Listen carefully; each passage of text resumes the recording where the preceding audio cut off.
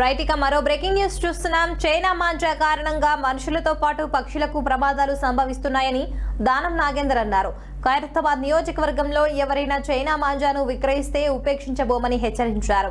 ఏ షాప్లో అయినా చైనా మాంజా అమ్ముతున్నట్టు సమాచారం ఇస్తే విక్రయిస్తున్న వారిపై కేసులు నమోదు చేయిస్తామన్నారు.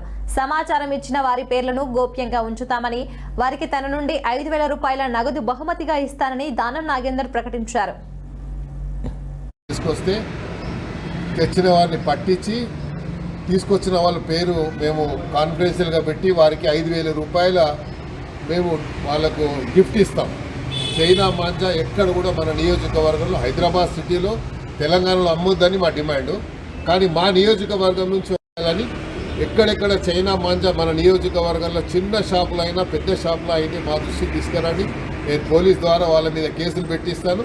మీకు 5,000 రూపాయల గిఫ్ట్ మా యొక్క పార్టీ తరఫున, మా నియోజకవర్గం యొక్క నాయకుల తరఫున నేను గిఫ్ట్ ఇస్తాను.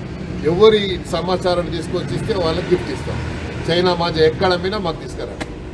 ఇలా నేను ప్రజలతో మనం చేస్తాను. స్పెషల్లీ నా ఖైరతాబాద్ నియోజకవర్గం ప్రజలకు ఒక విజ్ఞప్తి చేస్తూ ఉన్నాను.